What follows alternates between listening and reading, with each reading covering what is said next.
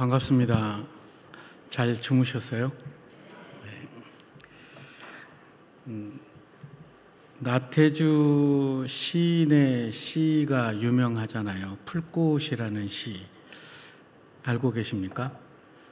자세히 봐야 예쁘다. 오래 봐야 사랑스럽다. 내가 그렇다.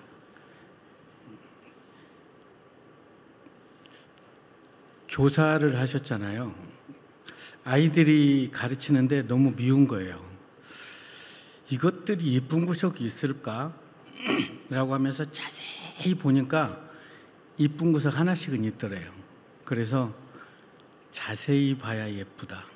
썩 좋은 표현은 아니죠. 사랑하려고 해도 사랑할 게 없는 거예요.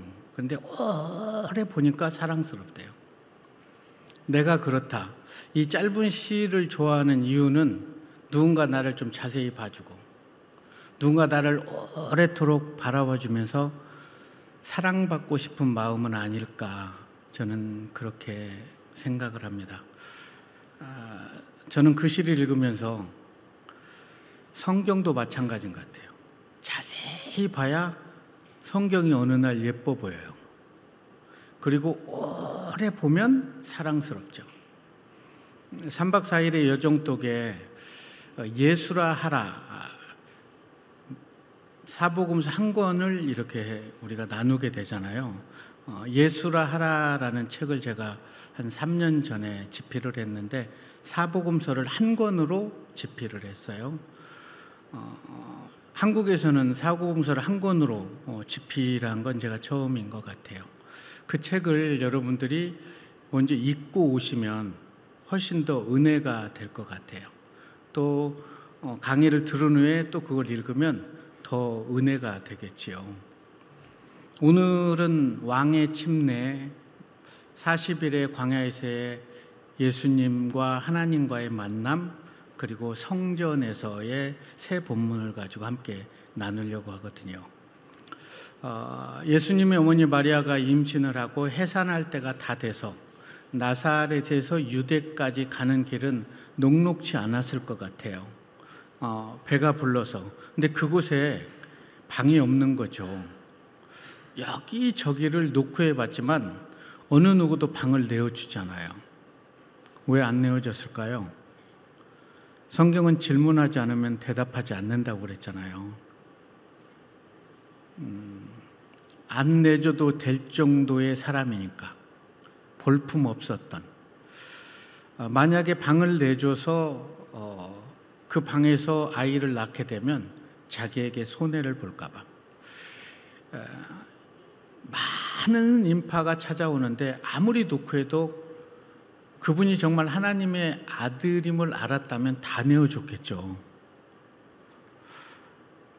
누군가가 마리아처럼 주님의 아들을 품는 헌신이 있어서 자기 방을 내어주었다면 오늘 그 방은 오늘날까지도 아름다운 향기로 흐르지 않겠습니까? 그런 기도를 했겠죠. 하나님의 아들을 임신했는데 하나님 어떻게 아이를 낳을 방을 주지 않아요? 이게 하나님의 뜻인가요? 우리는 가끔 내 삶이 풀리지 않고 고난 속에 있을 때 하나님께 원망을 하죠. 나중에 마리아는 알았겠죠. 가장 낮은 곳에 오셔야만 될 분이라는 걸. 그게 은혜라는 것을 깨닫게 됐겠죠. 아무도 칭찬해 주지 않는 그런 아이를 낳고 그 아이를 키우면서 녹록지 않았을 거예요. 많이 힘들고 요셉과 함께 한 가정을 꾸려 나가게 되죠. 하나님의 아드님을 키우는데 그렇게 많은 은혜를 베풀지는 않죠. 그런데 아이를 낳고 마구간에 낳는데 동방박사들이 찾아오잖아요. 동방박사가 몇 사람이게요? 네? 몇 사람이요? 성경에는 나오지 않습니다. 자세히 봐야 예쁘죠. 동방박사들이 찾아와서 보배압을 열었는데 거기에 황금과 유향과 몰약이 들어있었던 거죠. 동방에서 수날을 걸쳐서 올 때 그들은 만왕의 왕이 태어나신 것을 알고 많은 군사를 동원하고 많은 예물을 가지고 행진을 하게 된 거죠. 여러분, 천안에 대통령이 오신다고 온 천안이 소동하지 않습니다. 그런데 동방 박사들이 유대로 내올 때 예루살렘이 소동했다라고 성경은 기록해요. 왜요? 그때의 동방 박사들은 전 세계에서 인정해주는 킹메이커였어요. 헤롯이 깜짝 놀라죠. 돈을 주고 왕권을 잡았는데 유대의 왕이 나타난다는 거예요. 그래서 그때를 자세히 알아보니까 몇 개월이 되니까 2살 이하의 아이들을 다 죽여버리는 거예요.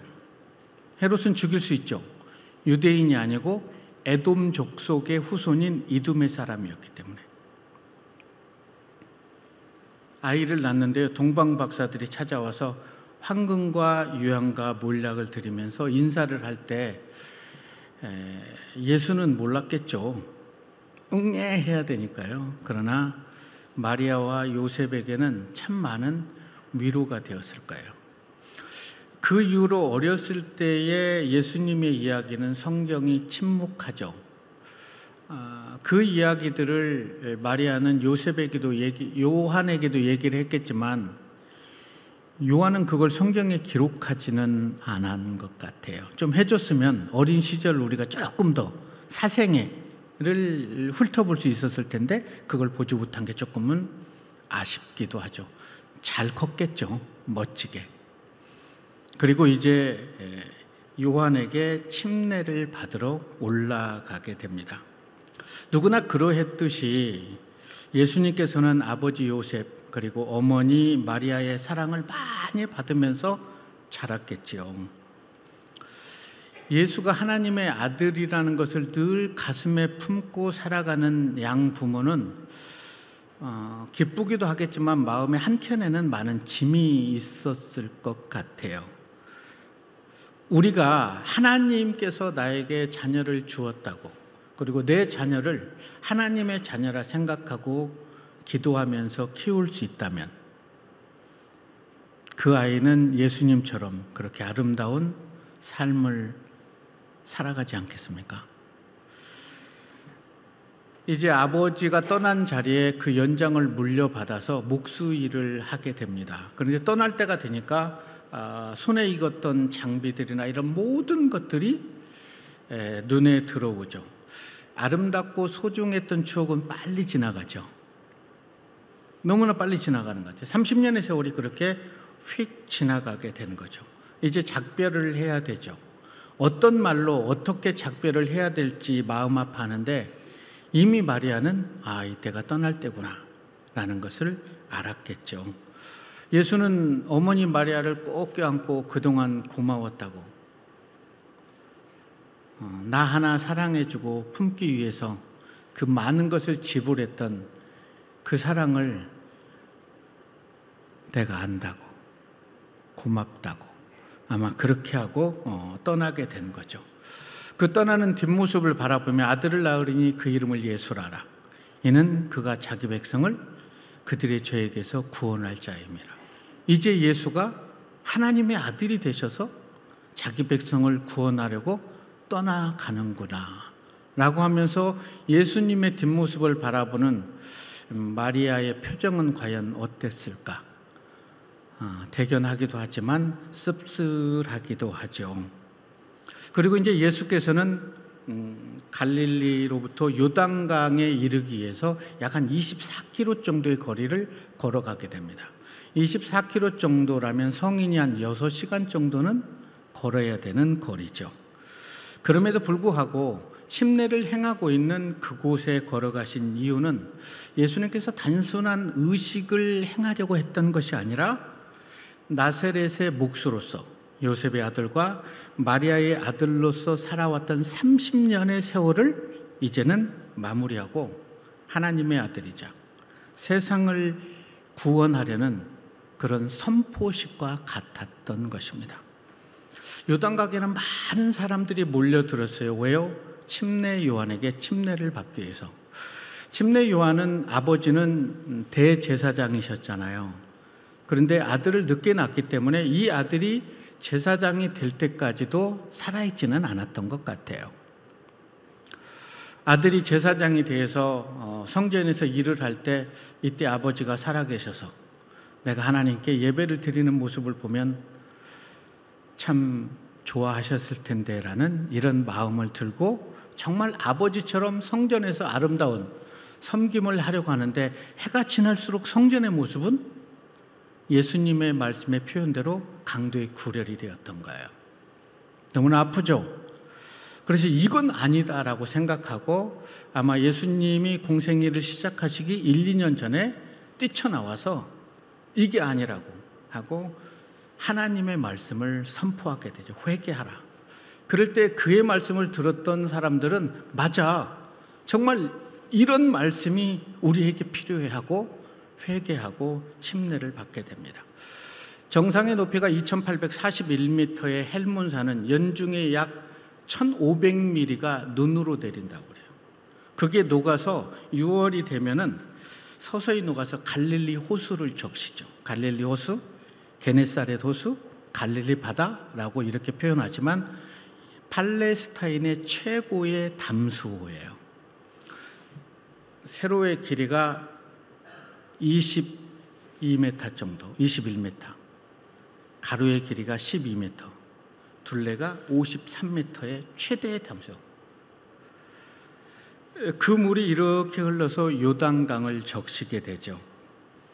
침례 요한은 어머니 아버지에게 예수에 대해서 많이 들었지만 어렸을 때 들은 얘기라 뭐 하나님의 아들이라고 하는데 우리하고 똑같고 이랬는데 커가면서 어느 순간 알았겠죠. 침례를 베풀고 있는데 예수님이 다가오는데 그의 눈에는 하나님의 아들로 비쳤을 것 같아요. 그래서 이런 얘기를 하죠. 제가 당신에게 침례를 받아야 되는데 어찌하여 당신이 나에게 옵니까? 침례는 죄인이 받는 거잖아요.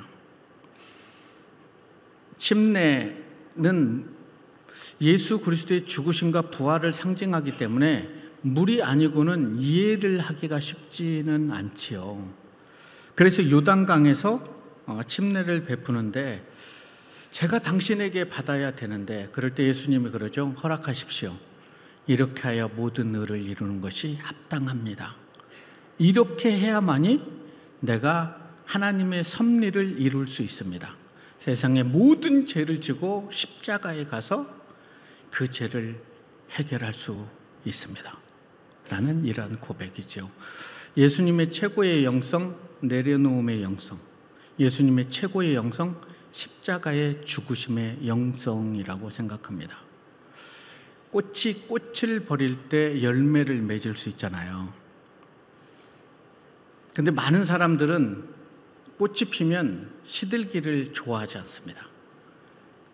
누구 앞에서나 향기를 날리고 꽂히고 싶지만 세상에 많은 꽃들이 꽃을 버리지 않는다면 열매를 맺을 수 없듯이 그리스도인들 또한 나에게 주신 하나님의 은혜를 누군가에게 흘려보낼 때 아름다운 열매를 맺을 수 있다고 성경은 말씀하고 있습니다. 내가 내게 침례를 받지 않으면 하나님의 섭리를 이룰 수 없어. 그럴 때 허락하게 되죠. 그리고 요한의 손이 예수님의 머리에 올려지게 되죠. 그럴 때 인류의 모든 죄가 예수님께로 전가가 됩니다. 그래서 저는 예수님의 침례를 왕의 침례라고 말하고 싶어요. 의인의 침례. 안수는 전가의 의미가 있기 때문에 그렇죠. 그리고 물 위에 올라올 때 비둘기 같은 성령이 하늘이 열리고 내려오게 됩니다. 하나님 아버지는 고마웠겠죠. 아들이지만 그 말씀에 순종했기 때문에 감사했겠죠. 그래서 하나님의 마음이 열리고 이런 자가 내 기쁜 자고 기뻐하는 자고 이런 자가 내 사랑하는 자예요. 어떤 자요? 하나님의 뜻을 이루기 위해서 자기의 뜻을 포기하고 자기의 생명을 내어놓는 삶. 그게 바로 침례가 아니겠습니까? 구원받은 자들이 그 구원에 감사함으로 침례 예식을 받게 되잖아요. 저는 이제 제주도라 침례 예식을 바다에서 이렇게 하는데, 수건을 주고 제가 손을 대면 앉으십시오 하고 이렇게 딱 누르는데요. 좀 오래 있어야 죽음을 경험하잖아요. 이렇게 딱 누르니까 바닷물이니까 엉덩이가 뜨네. 그래서 살짝 눌렀다가 예수 그리스도와 함께 죽었다가 예수와 함께 사십시오 라고 하면서 침례 전에 이 설교를 해주죠. 이제는 당신이 산 게 아니고 당신이 주인이 아니고 예수님이 주인한 삶을 살겠다는 고백을 하나님과 여러 증인 앞에서 예식을 행하는 겁니다. 예식은 참 중요하죠. 침례 예식, 결혼 예식, 장례 예식 너무나 중요하죠. 그러면 그때는 아멘하고, 그래서 당신이 물 위에서 올라왔을 때 내가 너를 사랑한다, 내가 너를 기뻐한다는 하나님의 음성을 들으십시오. 아멘 하고 침례 받아요. 그리고 얼마 지나서 살면 또 하나님 뜻에 맞게 살지 않아요. 자기 뜻 이루려고 막 몸부림을 치는 거예요. 그런 분들은 아나베프티스트 재침례 교도로 한 번 더 침례를 받아서 한 10분 정도를 눌러주면 다시는 나를 위해서 살지 않겠다고 할 것 같은데 10분을 누를 수는 없잖아요. 그렇지 않습니까? 하늘이 열림에 그 엄청난 빛이 쏟아짐에 많은 사람들이 깜짝 놀랍니다. 저가 누구기에? 우리가 잘 알고 있는 마리아 요셉의 아들 아니야? 우리 함께 뛰어놀았던 그 아이인데 우리가 침례 받을 때는 이런 빛도 내리지 않고, 그런데 저가 누구기에 그렇지? 근데 하나님의 엄청난 음성에 그들은 압도된 것 같아요. 이는 내 사랑하는 아들이요 기뻐하는 자다. 너희는 그의 말을 들어라 라고 얘기를 하죠. 많은 사람들은 의문에 의문을 피어 올렸겠죠.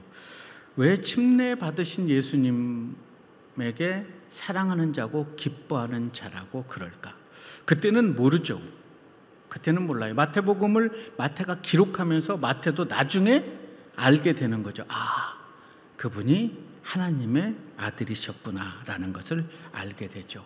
요한은 요한복음을 나중에 예수님이 돌아가신 지 한 60년이 지난 다음에 기록을 하면서 보라 세상 죄를 지고 가는 하나님의 어린 양이라고 기록을 합니다. 그 당시에 20대 때는 몰랐었는데 그 모든 죄를 짊어지고 십자가로 향하는 하나님의 어린 양이다라고 기록을 하게 됐죠. 이스라엘에는 5제사 7절기가 있다는 거 알고 계십니까? 번제, 소제, 화목제, 속죄제, 속건제. 7절기는 1월 14일 6월절이죠. 그리고 6월절에서 3일째 되는 날을 초실절이라고 그러죠. 부활의 첫 열매 되신 예수 그리스도. 이 초실절에서부터 50일째 되는 날을 맥주절, 77절, 77에 49, 50일째 되는 날. 그리고 신약에서는 오순절이라고 그러죠. 성령이 강림한 날. 그리고 7월 달에 3번의 절기가 있지요. 7월 1일 나팔절, 7월 10일 대속제일, 7월 15일부터 21일까지 초막절, 장막절이라고 해요. 그리고 6월절 다음 날부터 7일간을 우리는 무교절이라고 하잖아요. 아무도 관심이 없으시군요. 우리가 예수를 믿으려면 이 절기의 의미는 알아야 돼요. 6월절은 우리를 위해서 십자가에 죽으신, 초실절은 부활하신, 77절, 맥주절, 오순절은 성령을 보내신, 그리고 7월 달에 있는 절기들은 예수님의 재림에 대한 말씀이기도 하죠. 7월 10일 레위기 16장을 딱 펼치면 대속제일에 2마리 염소를 이렇게 회막문 앞에 두고 하나는 여호와께 드리고 한 마리는 아사셀, 광야로 보내어지는 양에게 안수를 해서 안수할 때 1년의 모든 죄가 이 염소에게 전가가 되는 거예요. 하나님이 사람을 죽일 수 없으니까 죄 때문에. 그래서 이 양을 광야 빨리 보내서 어느 낭떠러지에 떨어져 죽으면 아마 봉화를 올렸는데 깃발을 올리면 예루살렘 성전에 깃발이 딱 올리면 와, 하나님이 1년에 우리 죄를 사하여 주셨다. 이제 다시는 우리가 죄를 짓지 말고 하나님이 원하시는 삶을 살자 라고 했을까요? 아니면 와, 또 1년 엄청나게 죄 지어보자, 우리가 죽을 것도 아닌데 그랬을까요? 안수를 하면서 미안하죠. 내가 죽어야 되는데 네가 죽어서 너무 미안해. 그런 의식이 대속죄일에 있는 거죠. 그것을 요한은 생각하시면서 보라, 세상 죄를 지고 가는 하나님의 어린 양이다 라는 말을 하죠. 그래서 침례는 내 뜻 이루는 삶을 포기하는 거죠. 그걸 물어보잖아요. 그리고 하나님 뜻을 이루는 삶을 저는 하나님과 여러 증인들 앞에서 고백합니다. 결혼 예식도 마찬가지 아닙니까? 하나님이 짝주던 짝을 한 몸을 이루겠습니다. 그래서 결혼식에 하객은 밥을 먹으러 온 게 아니라 이 두 사람이 부부됨을 증인이 되는 거고, 이 두 사람을 위해서 평생 기도해 주는 거고, 이 두 사람이 좋지 않은 상황에 있을 때 우리가 너희 증인이 되는데 너희 똑바로 살아야지, 우리가 기도하고 있어. 이게 결혼 예식이 주는 의미잖아요. 하나님이신 분이 인간의 몸을 입으시고 인류의 모든 죄를 해결하기 위해서 이 땅에 내려오실 수밖에 없어요. 하나님도 아들 예수는 안 보낼 줄 알았겠죠. 그런데 사람들이 해도 너무한가요? 해도 너무해요. 그래서 아들을 보낼 수밖에 없었던 하나님. 인류를 위한 하나님의 사랑이 자신을 십자가에 내어놓는다는 것을 알아버린 예수. 그 예수는 과연 아버지의 말씀에 어떤 선택을 할 수 있었을까요? 나중에 십자가에 딱 걸리기 전에 겟세마네에서 기도를 하잖아요. 할 만하셔든 이 잔을 내게서 지나가게 하십시오. 너무나 아프고 맞아야 되고 감당할 수가 없는 거죠. 그리고 많은 시간이 흐르면서 생각하면서 예수님은 기도를 바꾸죠. 내 뜻대로 마시고 아버지의 뜻대로 이루어지길 원합니다. 인류에 대한 분노의 잔을 자신에게 붓는 아버지의 손이 자기보다 더 아프고 떨림을 알아버린 예수.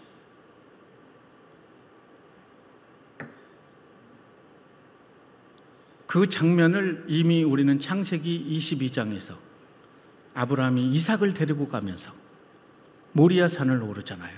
오르기 전에 얼마나 기도했겠어요. 하나님 죄송합니다, 미안해요, 차라리 저를 죽이세요. 하나님 침묵하죠. 그래서 아침 일찍 일어나 사례에게 말하면 큰일 낼 여자이기 때문에 말도 못하고 아들과 함께 가서 하루 저녁을 자고 있는 텐트를 쳤는데 잠이 오겠습니까? 이삭이 잠든 사이에 밖에 나와서 기도했겠죠. 하나님, 이삭만은 안 됩니다. 차라리 저를 죽여주십시오. 이튿날 저녁에도 기도하는데 이삭이 소변을 보러 가다가 그 얘기를 들었나 봐요. 양이 나야? 여러분, 아브라함이 이삭과 함께 동행할 때 이삭의 나이는 몇 살 정도가 될까요?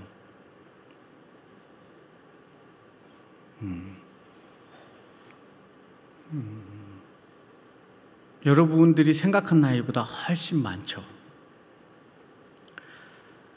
아브라함이 이삭을 몇 살에 낳죠? 100세에 낳잖아요. 사레가 몇 살에 죽죠? 사레가 죽으신 후에 3년상을 치르고, 이런 상황을 쭉 펼쳐보면 상당히 많은 나이에 12살, 17살이면 도망가 버리죠. 그래서 올라가면서 얘기하죠. 아버지, 불과 나무는 있는데 번제할 어린 양이 어디 있어요? 그때 아브라함의 등에서는 식은땀이 막 줄줄 흘렀겠죠. 그리고 차마 아들을 바라보지 못하고 하나님이 친히 준비하실 거야. 이삭이 나요. 그러면서 올라가면서 30여 년 아버지와 함께 했던 아버지의 사랑을 받았던 그걸 생각하면서 이 길을 오르기까지 아버지가 더 힘드셨다는 걸 알아서 번제단을 쌓고 자기가 도 아버지 잘 묶으세요. 아들아, 그만 얘기하자. 그리고 다시 하나님께 기도하죠. 그때도 하나님이 침묵해요. 그래서 하나님 이제 제발 멈추러 가십시오 라고 하고 이삭의 목에 손을 딱 댔을 때 하나님도 놀라셨죠. 아브라함아, 내 아들 이삭을 손을 대지 말라는 거예요. 내가 이제야 나를 사랑한 줄 알았다. 그 사랑 때문에 네 아들 대신 내 아들 내어놓을게. 그래서 그 아들을 내어놓게 되는 것이지요. 십자가에 달려 돌아가시기 전에 할만하시거든 이 잔을 내게서 멀리하라는 이 고백은 정말 한 인간의 아름다운 절규였지요. 그러나 바로 그 이어서 할만하시거든은 그 속에는 많은 시간이 흐르고 그 속을 깊이 들어가 보면 그때 예수님은 자기를 십자가에 걷고 인류에 대한 분노의 잔을 붓는 아버지의 손이 더 떨렸고 아버지는 울고 계셨음을 알아버렸기 때문에 아버지 뜻대로 하게 해달라고.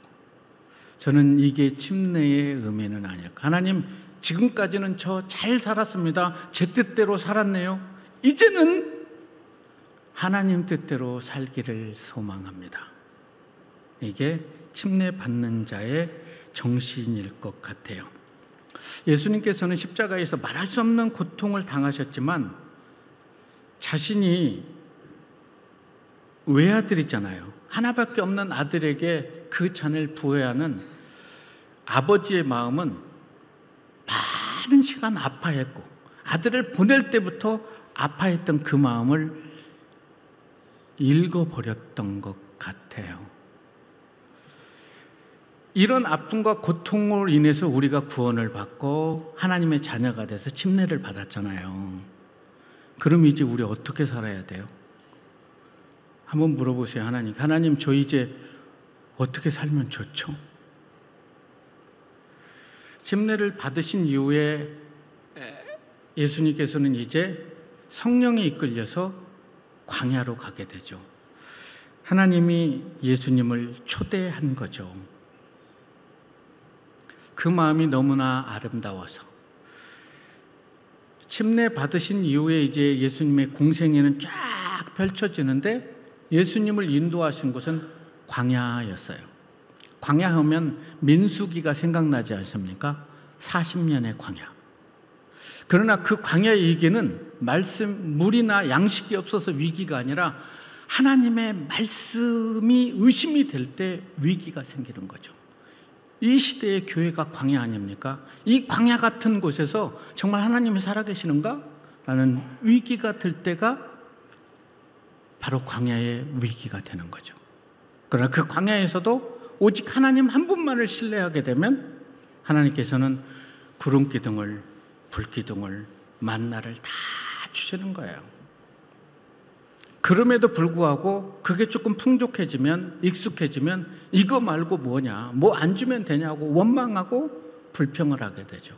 40년간 쳇바퀴 돌듯이 돌아요. 그게 광야죠. 그 광야로 예수님을 부르게 되시는 거죠. 세상에서 가장 오래 빛나는 일은 과연 뭘까? 저는 자신을 설득하는 일이라고 생각합니다. 하나님의 말씀으로 나를 설득하는 것.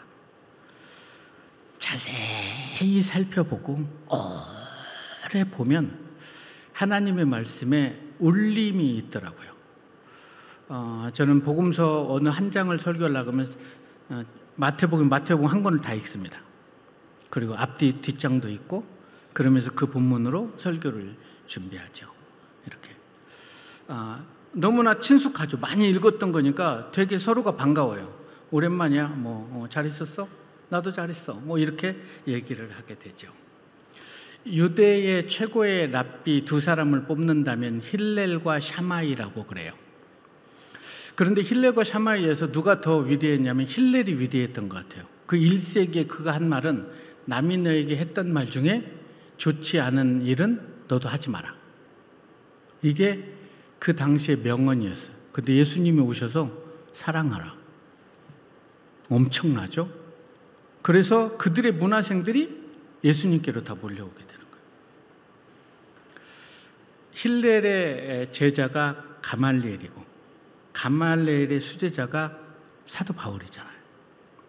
남이 너에게 했던 것 중에 좋지 않은 것을 타인에게 하지 마라. 그런데 예수님은 내 이웃을 내 몸같이 사랑하라. 어떻게 그럴 수가 있어? 그런데 예수님은 삶으로 그렇게 살아냈던 거죠. 우리가 자신을 설득할 수 있으려면 우리의 삶에 겸손이 필요하죠. 진정한 겸손이라는 것은 나 자신을 스스로 낮추는 것을 넘어서서 나 자신을 덜 사랑하는 것이 겸손이라고 그런다고 그래요. 나를 덜 사랑하는 것. 그리고 주님을 사랑하고 주님의 사람들을 사랑하는 것. 침례를 받으신 후에 광야로 초대를 하죠. 이 기간이 예수님의 공생의 기간에서 가장 행복했던 시간이라고 저는 생각해요. 40일간 하나님과 깊은 교제를 나누고 그 40일 동안 하나님이 예수를 통해서 하실 일들을 전부 예수에게 말씀해 주시는 거예요. 이렇게 엄청난 일을 저를 통해서 이루어진다면 저는 그 길을 가겠습니다. 자루나 우루나 흐트러지 않고 십자가를 향해서 달려가겠습니다. 그리고 그 길을 가게 되는 거죠. 아들 예수를 십자가에 내어놓고 40일이 끝난 다음에 걸어가는 예수님의 모습을 보면서 하나님 아버지의 마음은 과연 어떤 마음이었을까요? 마치 모세의 어머니 아므람과 요껄것이 모세를 갈대 상자에 담아놓고 나일강에 떠나보내면서 그 애달픈 그런 마음 아니었을까요? 혼자 내보내야 되니까 너무나 아팠겠죠. 근데 이 사탄은 생각이 없는 애 같아요. 이런 정말 기막히고 아름다운 그런 광야에서 하나님과 교제를 나눴는데 내가 만일 하나님의 아들이면 이 돌들을 명하여 떡덩이가 되게 하라. 하나님의 아들인지 알아요. 왜 굶냐는 거죠. 왜 굶겠어요? 사람이 떡으로만 살 것이 아니요 하나님의 입에서 나오는 모든 말씀으로 사는 것이 더 위대함을 알았기 때문에. 그러나 사탄은 떡이 급급했던 거죠. 마귀는 예수가 가진 능력으로 그렇게 살으라는 거죠. 이 시대에도 마찬가지예요. 그렇게 유혹을 하죠. 세상에서 잘 살면 되잖아. 예수 믿으면 복 받습니까? 예수 믿으면 세상에서 다 잘 돼야 됩니까? 여러분 성경을 이렇게 사도행전에 성경의 사람들을 살펴보면요. 예수 믿고 다 벼락 맞았습니다. 목 잘리고요. 순교하고요. 아프고요. 그런데 그들을 하나님이 높여주시죠. 그런데 이 시대의 그리스도인들은 어때요? 다 요구만 하잖아요. 스페인 산티아고의 순례자길을 걸어가게 되면 그 앞에 이런 글귀가 쓰여 있어요. 트리스테트 만덴 페레그레노스 아그라데센. 여행자는 요구하고 순례자는 감사한다. 여러분이 교회 같은 광야에서 요구하는 삶을 살아가고 계십니까? 아니면 감사의 삶을 살아가고 있습니까? 감사의 삶을 살아가고 있다면 여러분들은 순례자입니다.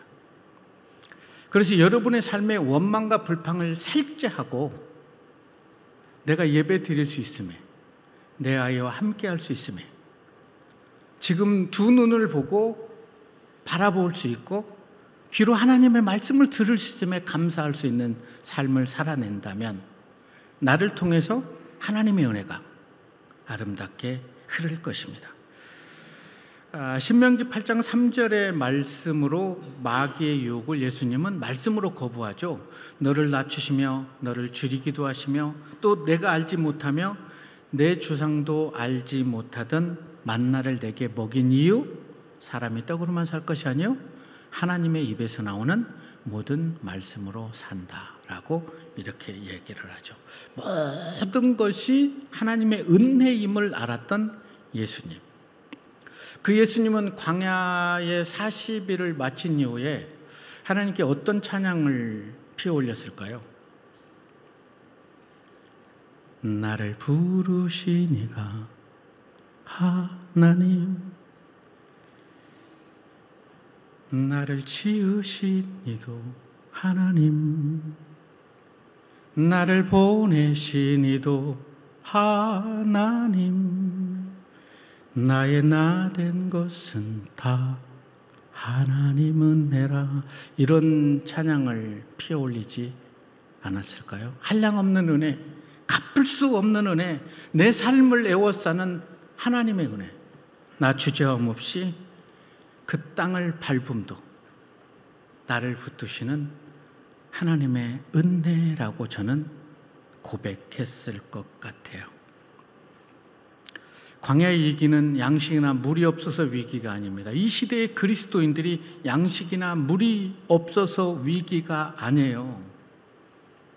하나님이 정말 살아계시나? 이게 위기죠. 여러분, 단 한 번의 예배를 갈급함으로 드리게 되면 내 삶이 변한다는 것을 알고 계십니까? 그래서 하나님, 이 예배에 저를 만나 주십시오, 이 예배에 주님이 필요합니다라고 했을 때 하나님의 부족함이 없는 은혜가 여러분의 삶을 적실 거예요. 준비된 한 번의 예배가 평생을 변화시키게 되는 거죠. 교회라는 광야에서 우리가 해야 될 일이 뭘까요? 하나님을 알아가는 거죠. 말씀을 통해서 하나님의 말씀을 한번 읽어보는 거죠. 그리고 말씀을 붙잡고 이해하게 해달라고 그렇게 한번 붙잡아 보는 거예요. 잊고 또 잊고 그러면서 울부짖으면 어느새 하나님의 은혜가 내 삶에 채워지게 되죠.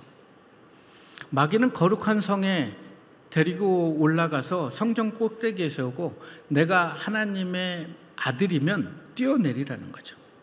그럼 하나님이 너를 다 받쳐줄 거야. 마귀는 그게 19금인지를 모르죠. 높은 곳에서는 뛰어내리는 게 아니에요. 하나님의 위대한 창조하심을 감사드리는 거지. 그렇죠? 신내린 무당이 작두에서 뛰는 건 아니죠. 그건 큰일 납니다. 작두는 여물을 쓸 때 써야 될 거죠. 작두에서 뛰었다고 무슨 일이 일어나지 않아요. 우리 그리스도인은 많은 여행을 하는 게 좋죠. 하나님의 창조하시는 그 창조를 감사하고 감격하며 하나님께 감사할 수 있는 삶. 마귀가 또 그를 데려다가 지극히 높은 산에 올라서 모든 것을 보여줍니다. 경배하면 주겠다는 거죠. 한 번 절하면 내 인생이 회복될 것 같으면 얼마든지 절을 하는 시대가 아닙니까? 그렇지 않습니까? 눈 한 번 찔끔 감으면 내 인생이 탄탄대로라면 하나님 잠깐 눈 감아주세요. 그리고 감아버리지는 않습니까? 그런 우리들에게 지금 40일의 광야에서의 우리들에게 보여주시는 거죠. 떡으로만 사는 게 아니다. 하나님의 말씀으로 살아야 된다. 하나님을 시험하면 안 된다. 오직 경배를 받으실 분은 하나님밖에 없다. 내가 경배를 받게 되면 그때는 달콤하겠지만 대가는 지불해야 됩니다. 그런 유혹을 겸허하게 뿌리칠 수 있는 것을 예수님께서는 보여주신 거예요. 하나님을 믿는 모든 백성들에게는 이러한 유혹이 따른다는 것을 보여주신 거죠. 그리고 넉넉히 이겨내시고 그렇게 내려오시게 된 거죠. 그래서 우리는 인생은 살아가다가 넘어져 보면 보이는 게 있더라고요. 아파봐야 죽을 고비를 딱 넘겼을 때 이게 건강한 게 정말 소중하구나를 알게 되죠. 또 깨어지고 부서져 봐야 인생의 밑바닥에서 깨닫는 게 있더라고요. 하나님 저한테 왜 그러세요? 침묵이에요. 가로 열고 닫고 너만 그런 게 아니야? 다 그래. 근데 네 문제 네가 크게 보일 뿐이야 라고 얘기를 하게 되는 거죠. 그래서 사람은 한번 크게 죽어봐야 눈을 뜨게 되죠. 예수 그리스도의 십자가에 죽어본 사람만이 이제는 예수님의 눈으로 세상을 바라볼 수 있는 것 같아요. 사단아 물러가라. 주 너의 하나님만 경배하고 다만 그를 섬겨야 된다. 그게 오늘 본문을 통해서 하나님께서 우리에게 말씀하신 이유이기도 하죠. 이에 마귀는 떠나고 천사가 수종 들지만 예수님이 조금만 약해지면 사탄은 또 접근을 합니다. 우리가 예배를 드리고 기도하고 은혜를 받으면 성령 충만하지만 우리가 조금만 약하면 사단은 다시 노크를 하죠. 편하게 살아. 괜찮아. 그 정도는 돼. 달콤하잖아요. 달콤해요. 그때 오늘 우리는 이 본문을 기억해야 돼요. 사단아 물러가라. 그리고 하나님만 경배하고 섬기라 라고 얘기를 하죠. 창세기로 쭉 넘어가면 소돔과 고모라가 멸망할 때 뒤를 돌아보거나 머물지 마라. 그리고 생명을 보존하라. 그리스도인은 세상의 유혹에 뒤를 돌아보거나 머물면 안 된다는 거죠. 제가 목회를 시작하면서 개척할 때 아무것도 없이 시작하시니까 되게 힘든데 그때 사랑한 구절이 있어요. 쟁기를 들고 뒤를 돌아보는 자는 하나님 마음에 합당치 않다. 저는 뒤를 돌아볼 수가 없었어요. 돌아보면 뭐 연세 내야 되지 뭐하지 아이 몰라 하고 앞에만 가고 살려달라고. 얼마나 기도했게요. 숨 쉴 만큼만 살려줘요. 참 하나님은 참 멋있는 분이에요. 뭐 그렇게 좀 이렇게 쫙 주면 뭐 누가 때려요? 그냥 하루 전에 돈이 빌려진다랄지 뭐 이런 거. 그래서 참 하나님답습니다. 참 살다가 이런 일이 종종 있으면 피곤할 것 같은데 그런데도 제가 좋아했던 구절이 그거예요. 뒤를 돌아보거나 머물지 않고 쟁기를 잡고 뒤를 돌아보지 않는 삶. 지금도 돌아보진 않아요. 돌아보면 목회 못할 것 같아서요. 여러분 기억하십시오. 사람이 떡으로만 살 게 아니고 하나님의 입에서 나오는 모든 말씀으로 산다는 것을요.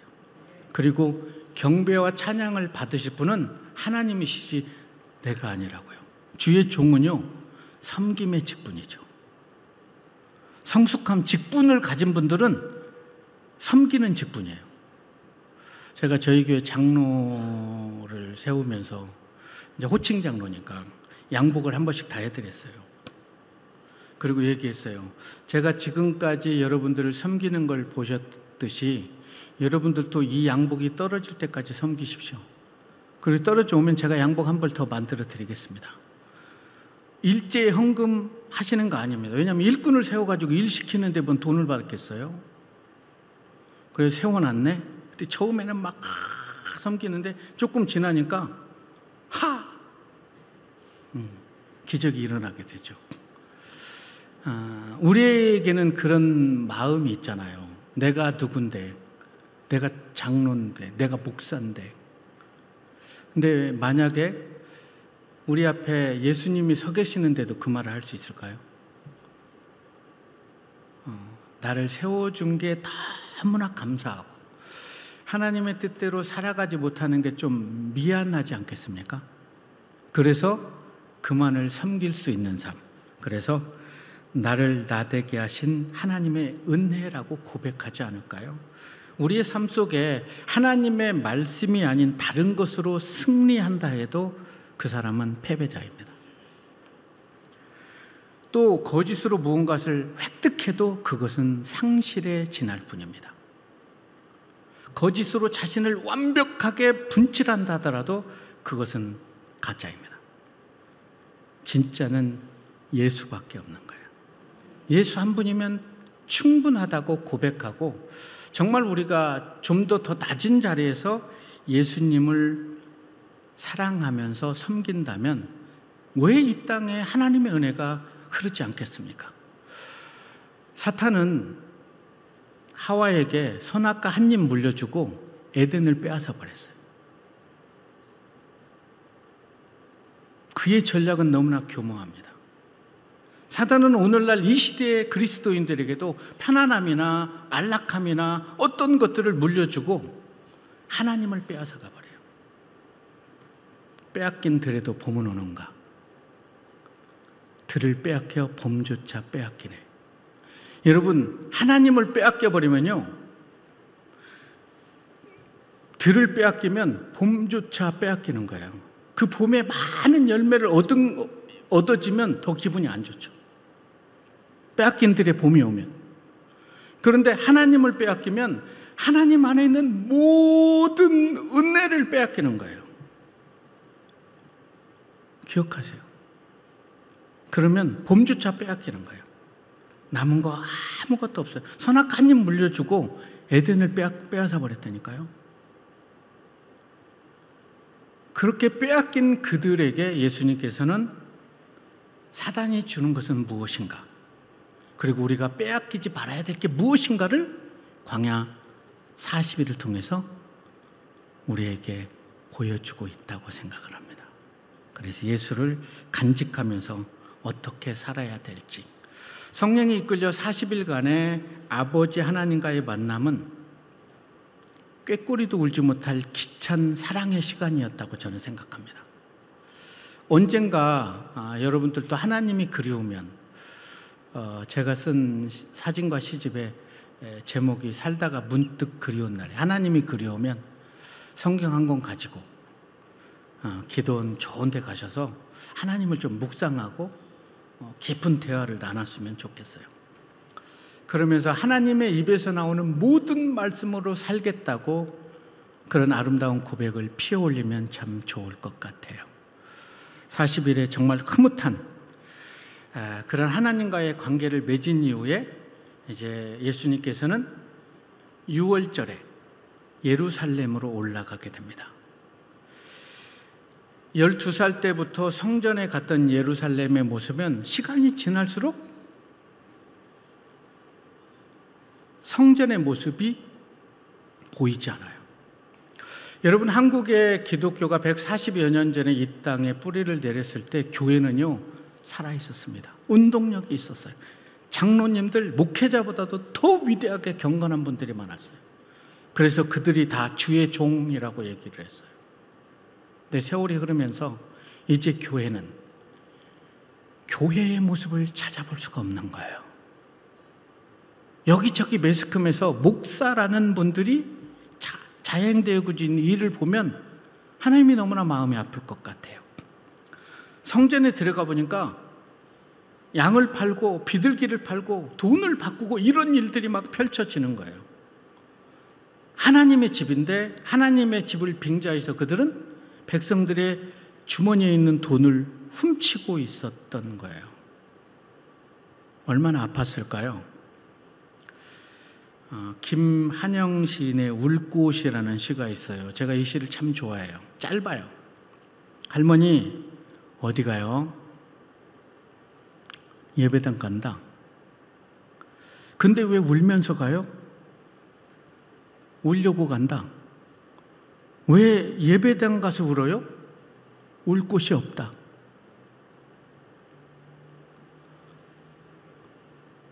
아내 앞에서, 남편 앞에서, 자녀 앞에서 이 시대는 울 곳이 없잖아요. 그런데 교회 와서 울면 어떤 일이 벌어지죠? 하나님의 위로와 격려와 은혜가 부어지잖아요. 여러분, 교회는 울 곳이어야 된다고 생각해요.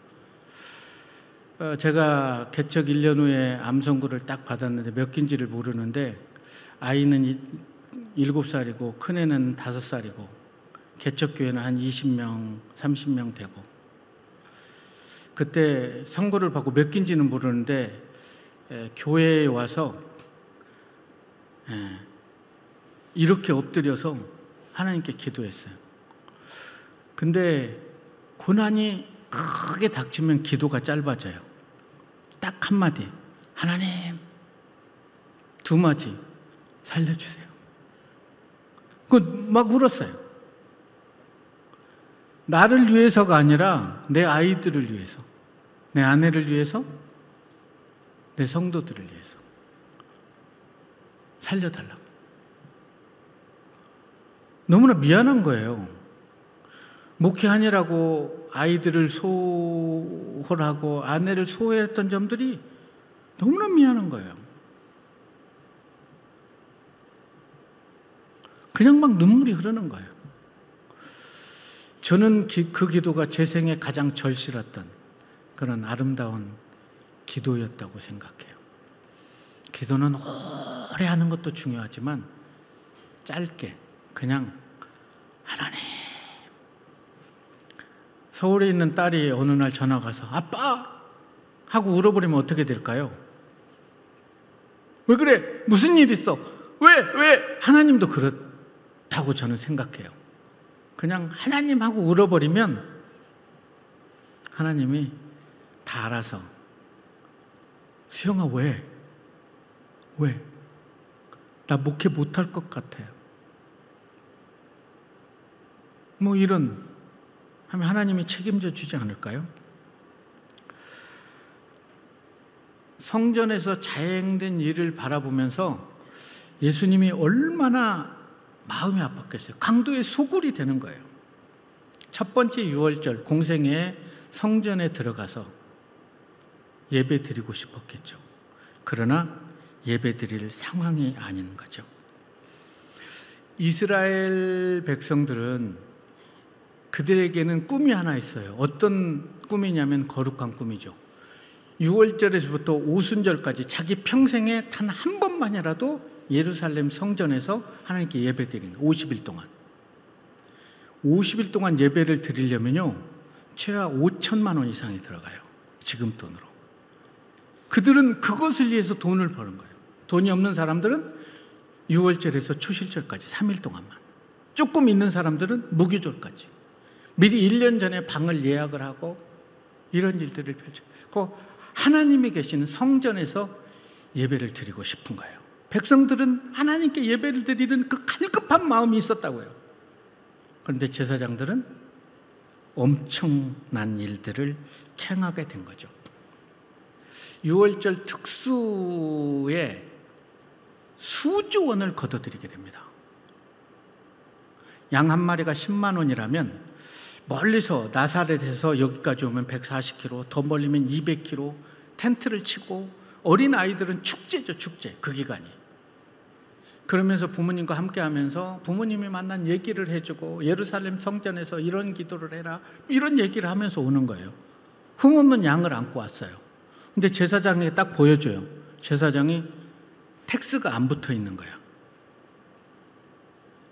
명품 텍스가. 여호와께 성결 뭐 이런 거예요. 오, 여호와께 부정한 짐승이다. 그러면 그걸 드릴 수 없어요. 그러면 그걸 팔면 3만 원에 사가. 그리고 텍스를 딱 붙이면 이게 7배를 받았대요. 70만 원. 3만 원에 사서 70만 원에 팔면 20대를 걷어들이는 거예요. 그게 양을 팔고 소를 파는 거예요. 돈이 없는 사람은 비둘기 한 마리를 드리는데 비둘기 한 마리가 10,000원이면 20배까지 받았다고 그래요. 20만 원. 그러니까 이들은 6월절에 예배를 드리려고 6월절을 준비한 게 아니에요. 성도들의 주머니를 훔치게 되는 거죠. 절기를 준비할 때 모든 곳이 깨끗합니다. 먼지 하나 없이 누룩 하나 없이 다 깨끗하게 하는데 오직 한 곳만 더러워요. 그 집이 바로 예루살렘 성전이었어요. 여러분들이 보는 이 시대의 교회는 어떻습니까? 이 시대의 목회자, 이 시대의 성도들의 모습은 어떻습니까? 하나님이 기뻐 받으실 만한 예배를 드리고 있는 것 같습니까? 그런 교회도 많겠지요. 대제사장 안나스는 거액의 로비 자금을 들여서 로마에게 주고 대제사장권을 획득을 하게 됩니다. 그뿐만이 아니었어요. 동전을 바꿔주는 자는 성전의 동계가 외국의 동전으로 부정하게 되는 것을 막았어요. 달러로 들이든 한국 지폐로 들이든 똑같은데, 그 막는 이유는 이 사람들은 호마의 동전을 유대인의 동전으로 바꿔주게 되는데, 모든 유대인들은 매년 반세겔을 성전세로 성전에 드리게 되는 거예요. 반세겔은 노동자 4일의 품삯이에요. 자, 그러면 이 4일의 품삯이면 한 40만 원 정도 된다는데, 이 환전을 해주는 분이 60만 원을 받는 거예요. 제가 계산을 해봤어요. 10만 원 곱하기 60만 원 곱하기 200만 명. 6월절에는 예루살렘에 한 200만 명이 하나님께 예배를 드려요. 그래서 1조 2천억이 되는 거예요. 그래서 소, 비둘기, 그리고 자원에서 드리는 예물. 우와. 저도 딱 하루만 이렇게 해봤으면 좋겠어요. 딱 하루만. 너무하지 않아요? 예수님이 이것을 보고 돈을 막 엎어버리고 소를 막 이렇게 하니까 성전은 아수자랑이 되고 도덕하게 흐르는, 지금까지 흐르는 수백 년의 이것들이 난리가 나는 거죠. 그런데 아무도 얘기를 할 수가 없어요. 왜? 다 맞는 말이니까. 그리고 감히 예루살렘 성전에서 이런 일을 자행한 사람이 없었어요. 이날 이후로 예수는 팔레스타인에서 스타로 떠오르게 돼요. 그 사람들이 얘기해요. 제가 누구냐? 제가 누구냐? 제가 누구냐? 얘기하죠. 요셉의 아들 예수다. 그가 침례를 받았을 때 하늘이 열리고 비둘기 같은 성령이 임했다. 여러 가지 일들이 난무하게 되죠. 마치 140여 년에 전에 한국에 복음이 심겨졌을 때는 많은 사람의 피 흘림이 있었잖아요. 헌신이 있고 자기의 것을 자기의 것이라 하지 않고 교회를 자기 집보다 더 사모했어요. 저희 어머님도 예수를 믿으신 이후에 그때는 성미를 했어요. 우리 권사님들은 성미하셨을 거예요. 쌀이 그때는 귀한 때잖아요. 이게 보리 한 솥에 쌀 한 컵 이렇게 넣고 다 되면 그 쌀은 아버지 드리고 이만큼 남은 걸 다 섞어요. 그래서 이제 밥을 먹고 그렇게 안 살아졌나 보다. 그런데 그렇게 해놓고 딱 열면 십자가를 그려요. 근데 밥을 하기 전에 꼭 쌀을 성미로 먼저 떠. 그 주의 종에게 가장 좋은 걸 대접해야 된다. 그러니까 그 당시에 교회는 모든 게 교회 중심이고 성전 중심이고 하나님 중심이었어요. 근데 세월이 흐르다 보니까 이제 교회는 커지고 부유해지고 세상이 살만하고, 그러니까 이제 교회는 더 이상 나의 필요를 채워주잖아요. 주일에 한 번 예배 드리는 것도 대단한 걸로 생각하세요. 그 수요 예배를 이제 목회자들이 구걸하는 시대가 왔어요. 좀 미안한 얘기지만 제가 수요 예배 광고를 이렇게 한 적이 있어요. 장로님, 혹시 우리 교회 수요 예배 있는 거 아세요? 안 돼. 나는 모르는 줄 알았어요. 집사님은 수요 예배 있는 줄 알아요? 안 돼. 나는 모르는 줄 알았어요. 아셨구나. 아시니까 제 마음이 더 아프네요. 그래서 한 분이 마음이 아파가지고 그 다음 주에 나왔어요. 한 분이. 이게 웃어야 됩니까? 울어야 됩니까? 이 시대를. 저희 어렸을 때는요, 수요 예배, 금요철야, 주일 예배, 새벽 예배, 저 다 나눴어요. 토요일은 중고등학교 때 교회에서 잤어요. 아침에 새벽 예배 드리고 교회 마당 쓸고 그랬어요. 지금은요. 아무튼 아프죠. 그래서 이제 세상은 교회에게 주저없이 막말을 막 쏟아붓습니다. 그런 그들에게 우리가 해줄 말이 없는 거예요.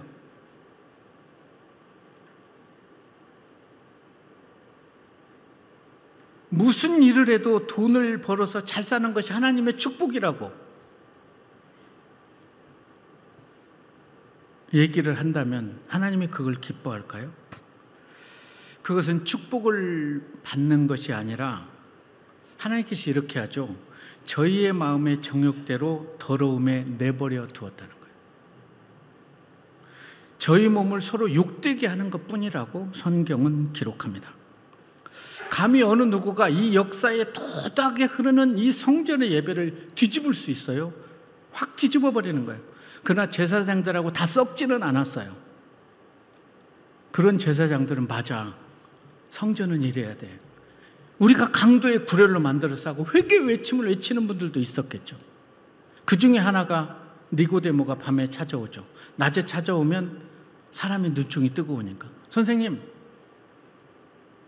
어떻게 하면 영생을 얻을 수 있고 거듭날 수 있습니까? 내가 유대인의 선생이면서도 그걸 모르느냐? 내가 땅의 일을 말해도 이해할 수 없는데 하늘의 말을 얘기하면 네가 알아들을 수 있겠니? 그리고 위대한 말씀을 하죠. 모세가 광야에서 뱀을 든 것 같이 인자도 들려야 한다는 거예요. 그 이후에 여러분들이 잘 아는 구절 있잖아요. 하나님이 세상을 이처럼 사랑하사. 근데 그거보다 더 중요한 건 모세가 광야에서 뱀을 든 것 같이 인자도 들려야 된다는 거죠. 원망과 불평으로 인해서 하나님이 불뱀을 보냈잖아요. 그 뱀에 물리니까 막 열꽃이 피어나고 막 죽을 것 같은 거예요. 모세가 하나님 살려주십시오. 그랬을 때 놋으로 뱀을 만들어라는 거예요. 여러분, 놋을 가져와서 녹이고 뱀으로 만드는 시간이 얼마나 많이 걸렸겠어요. 그동안 많은 사람들이 죽어가고 있는 거예요. 장대에 매달으라는 거예요. 그리고 밖에 나가서 텐트에서 막 아파 죽겠는데 장대를 보면 산다. 아픈 이스라엘 백성들이 텐트에서 나와서 그걸 바라봤을까요? 이런 압살롬, 그럼 다 죽었어요. 그런데 그 말을 하나님의 말씀을 믿고 바라보니까 살았어요. 이 시대에 예수 믿으면 천국 갑니다, 여러분의 삶에 구원이 있습니다 하면 믿습니까? 예수 믿으면 천국 갑니다, 예수 안 믿으면 지옥 갑니다. 그랬더니 어떤 분이 그랬대요. 야 이놈아, 사는 게 지옥이다. 그랬대요. 안 믿어요.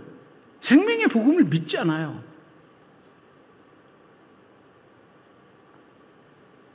이제 더 이상 성전은 성전 역할을 할 수가 없고, 성전이신 예수가 십자가에서 죽으시고 부활하시고 그들에게 성령을 주셨을 때 교회는 예수님을 믿는 자들이 모인 곳이 교회가 되는 것이죠.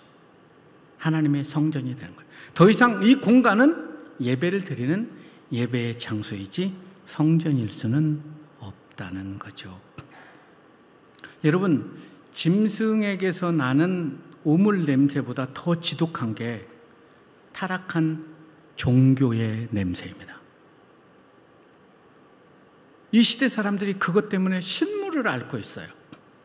밖에 나가서 목사라고 말하기가 창피해요. 그런 아픈 시대에 우리가 살아가고 있어요. 그러면 우리가 스스로 자직 능력을 일으켜야 되지 않겠습니까? 교회가 교회되게, 하나님의 말씀이 말씀되게 이루어지게 되려면 우리가 말씀을 열고 이 말씀을 추적해 가보는 거죠. 그래서 하나님, 말씀대로 살 수 있게 말씀이 깨달아지는 지혜를 주십시오 라고 기도하고 하나님의 말씀을 붙잡게 되면 하나님의 말씀이 여러분의 삶을 변화시킬 거예요. 이것을 가져가라. 그리고 내 아버지의 집을 장사하는 집으로 만들지 마라. 하나님이 목적이 아니라 수단으로 변질되면 장사할 수밖에 없는 거죠. 내 아버지의 집은 기도하는 집이라는 거예요. 여러분, 예배 드리기 전에 강단에 오셔서 무릎만 딱 꿇으면 울컥합니까? 그런 분이 계실 거예요. 그게 은혜죠. 주님 하면 울컥. 교회가 울 곳이 돼야 되잖아요. 집사님 어디 가요? 예배당 간다. 왜 울면서 가요? 울려고 간다. 예배당 가서 왜 울어요? 교회밖에 울 곳이 없으니까. 교회가 울 곳이니까. 이 시대에 정말 아픔과 어려움이 있어도 세상 사람들에게 얘기하면 변명이 될 수도 있고 얘기거리가 될 수 있지만 하나님께 가져와서 살려주세요 하고 울어버리면 자녀를 키우다 보니까요, 부모는 자녀 앞에서 무장해제가 되는 것 같아요. 그냥 아내는 용납이 안 될 때가 있는데 자녀는 용납이 되는 거야. 그래서 예수님이 결혼 안 하셨나? 그래서 우리를 다 용납하신 건가? 뭐 웃자는 얘기고요. 자녀 앞에서는 무장해제가 되신다는 게 저는 은혜가 돼요. 하나님이 그런 것 같아요. 우리가 하나님 앞에 나와서 주님 하고 울어버리면 그 눈물을 닦아주지 않겠습니까? 내가 너를 사랑한다. 내가 너를 기뻐한다. 내가 너를 통해서 새 일을 행할 거야. 라는 그 말씀에 아멘으로 응답할 수 있으면 얼마나 좋겠습니까? 우리가 예수님을 믿고 하나님의 자녀가 됐다면 우리 또한 이제 우리의 생각을 예수의 생각으로 바꿔야 되잖아요.